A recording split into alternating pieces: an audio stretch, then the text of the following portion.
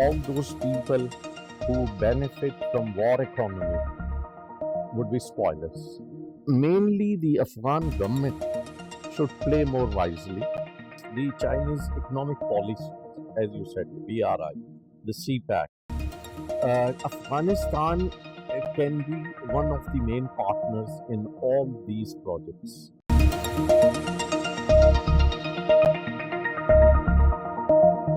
Hello, Assalamu alaikum. We're watching yet another episode of Policy Beats with me, Hamza Rifat. The theme of today's show is the US withdrawal plan from Afghanistan. Biden announced a strategy. He also announced a plan just recently to make sure that American troop withdrawal actually materializes in Afghanistan, in a country which has been wrecked as far as peace and tranquility is concerned. Sustainable peace has not materialized, and the peace process is still in limbo. I have with me senior diplomat who is the ex-ambassador of Pakistan to Kuwait, as well as Nepal and Afghanistan, Syed Abrar Hussain, here with me in the show. Syed Abrar Hussain, thank you so much for joining me on Policy Beats. My pleasure. Sir, my first question is a very simple one. Let's talk about the costs of the Afghan conflict and the costs of the sustainable peace not materializing in Afghanistan. What do you think are the costs exactly? Bismillah ar-Rahman ar-Rahim. Well, Afghanistan has been suffering for the last 40 years, more than 40 years maybe. First Soviet invasion, then infight between the Mujahideen groups, and finally after 9/11, now we have been going through it for the last 20 years. So from 2001 to 2021, it's 20 years. And both sides have lost in so many ways. I mean, apparently, we talk about American loss, financial loss, $1 trillion plus, human loss, 3,500 foreign troops, including NATO. If you talk about exclusively American human loss, that's about 2,300 or 400 troops which were killed here. On Afghan part, more than 110,000 people have been killed during these 20 years only. Civilian and military personnel? Yes, both. So this is only financial and human loss. But then they have lost time, these 20 years, and they have lost the opportunities for peace and development. They have lost the opportunities for economic progress of Afghanistan. They have lost the opportunities for the development of all regional projects. They have lost the opportunities of making Afghanistan a transit hub. And they have lost so many opportunities. They could have developed Afghanistan economically and socially as well. So that's also a great loss. Now, coming towards the complexities of the Afghan peace process at this point in time, we've seen that not a lot of progress has been made since the February Doha peace deal. Why do you think that has been the case? I mean, what have the role of the spoilers been in ensuring that this Afghan peace process becomes more complex and the ability of sustainable peace to materialize for all Afghans, including the Taliban as stakeholders? What do you think are the impediments which have taken place? Well, there are so many elements. Number one, all those people who benefit from war economy would be spoilers because it doesn't suit them. Those elements can be within Afghanistan, those can be outside Afghanistan as well. Secondly, in Afghanistan, there are several divides, like ethnic divide, like linguistic divide, like sectarian divide, ideological divide, and political divide, of course. With so many divides, it's very difficult to unite all these people on one issue or on one platform. When we talk of ethnic divide, we know there are about 42 to 45% Pashtuns, the single largest group, but then there are Tajiks, about 27%, and there are Hazaras and Uzbeks and so many others. Now, Hazaras and Tajiks are Persian speaking. Pashtuns don't speak Persian, especially those who live in the south, they don't know Persian. And then, of course, we have Uzbeks and Turkmen and some other smaller groups. Within Persian-speaking people, we have got Tajiks and Hazaras, which have a sectarian divide. Tajiks are Sunnis, Hazaras are Shias. Yes, right. So, because of all these divides, when I say ideological divide, there are Islamists and there are ex-communists and liberals. Ex-communists and liberals, which were mostly out of Afghanistan during the Mujahideen era and during the Taliban regime, they are back to Afghanistan. Most of them are there in the ruling elite. How have they received the Afghan peace process? Well, when I'm saying it is, what I mean, for example, in Ghani's cabinet, there are 4 or 5 ex-communists who were part of the cabinet. Now, they have complaints against Taliban and against Mujahideen as well. So, apart from Taliban, when we say other stakeholders in Afghanistan, they are not only government people. They are in the opposition as well. And when we say opposition, there are so many Mujahideen groups who used to be Northern Alliance at one time. And then there's Hikmat-yar also, the Hizb-e-Islami. It's very difficult to bring them together, and they don't have a single stance. They have different views, different perceptions about talks. Some of them would like Taliban to become part of government, to share power, but the others are afraid that if Taliban come to the government, or if Taliban share power, or for example, if Taliban and Hikmat-yar and the sitting government of Ashraf Ghani all come together, this means a very strong Pashtun group in Afghanistan. Which excludes all the other Which excludes all the others. So that results in alienation. Yes. Okay. So the others would not like this kind of arrangement. Right. I mean, this is only what we can guess. Similarly, when we talk of these ideological differences, the ex-communists don't like Mujahideen or Taliban at all, and they would not like them to share power. So this is one of the factors. Then another factor is that Taliban feel that they were removed from power by the Americans when they invaded Afghanistan in 2001. And now when the Americans are leaving, they should hand over power to Taliban. And the Islamic Emirate of Afghanistan should revive. Well, with this mindset, of course, what they are feeling is that if the Americans leave, it would be very easy for them to capture Kabul and come to power exclusively without sharing power with anyone else. So based on that logic, the Taliban would be very happy with the fact that the Biden administration has announced this withdrawal plan. Oh, that's right.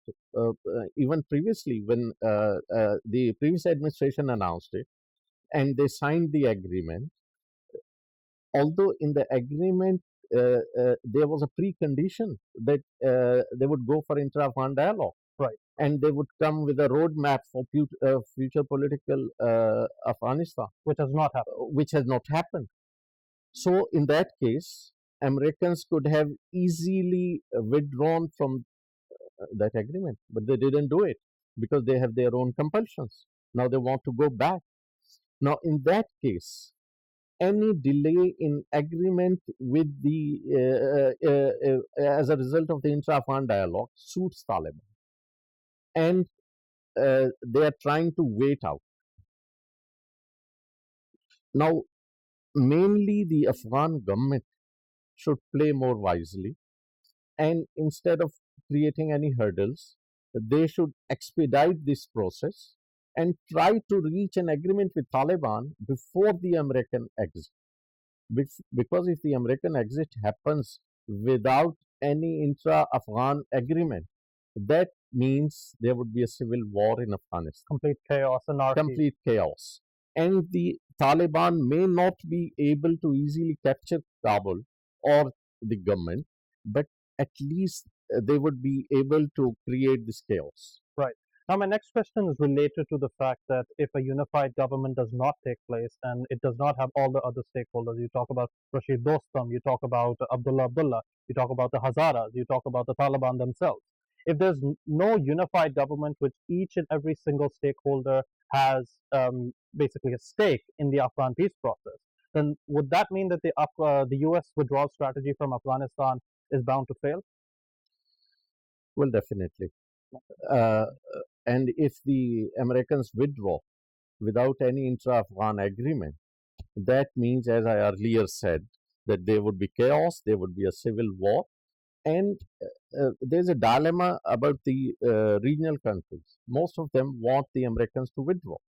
Russia, China, Pakistan, Iran.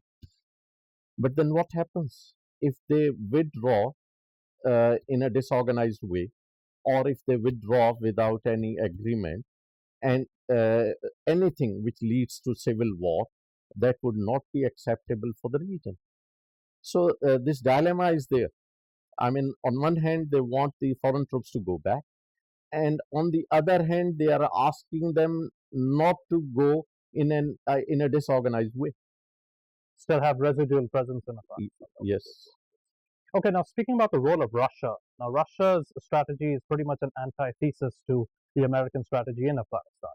So, what do you think Moscow's view of the entire peace plan is all about? How does Moscow view the Afghan peace process? Well, Moscow has its own interests. Number one, of course, they would like American and NATO troops to go back, because the presence of foreign troops in Afghanistan have undercurrents in the region, and because their presence is perceived as an effort to contain Russian and Chinese influence in the region. So naturally, the Russians would like them to go back.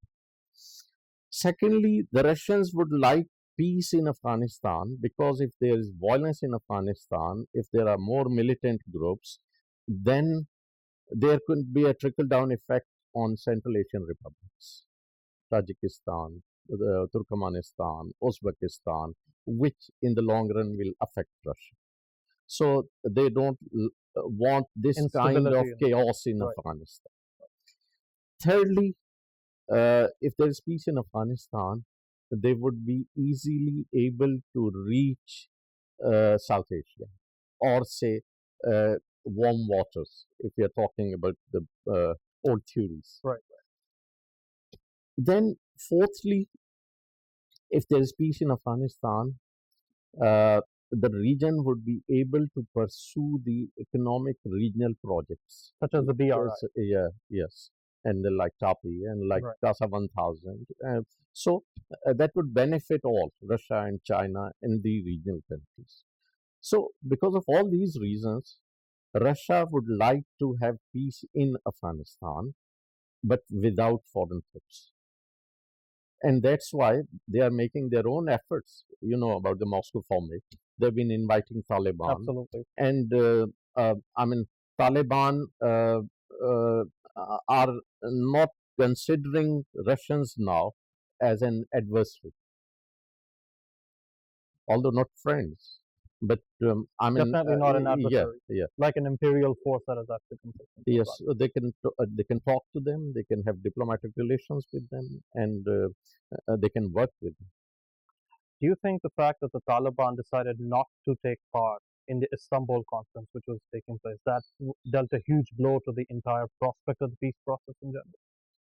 It did, of course, because Taliban are the main partners to peace talks, and the next round of peace talks was supposed to be held in Turkey between Afghan government and Taliban.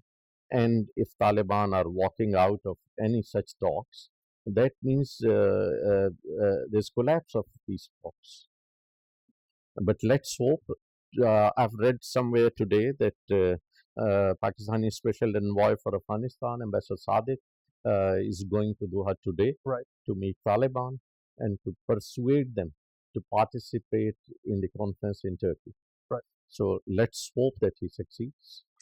Ambassador Abrar, Xi Jinping's China, with its view of regional connectivity, you had the RCEP agreement, which was signed in Southeast Asia, the BRI, and China has a stake in ensuring that economic prosperity materializes for the Afghan people as well. How does China view the American withdrawal? We've read it in the press, we've seen the Chinese take on it, and they're having cautious optimism about the entire withdrawal strategy. But what, in your view, is the way China actually perceives this?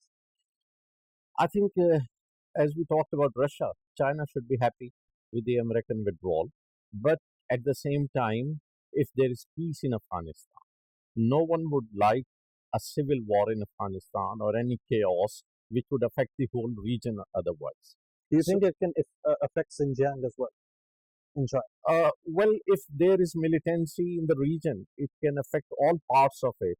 And wherever it finds an opportune moment for its connections, of course. Right. And then, of course, the Chinese economic policies, as you said, the BRI, the CPAC. Afghanistan can be one of the main partners in all these projects. For CPAC, for example, Afghanistan is desirous of joining CPAC.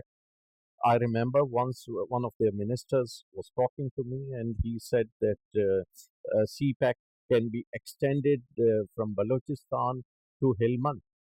So to Helmand or Kandahar, whatever. Right.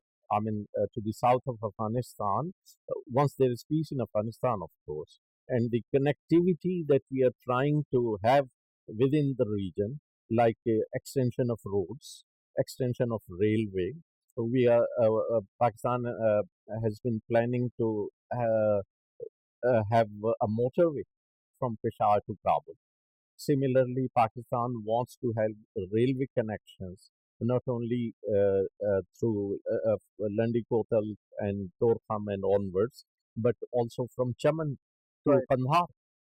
And similarly, the Uzbekistan is trying to have these railway connections.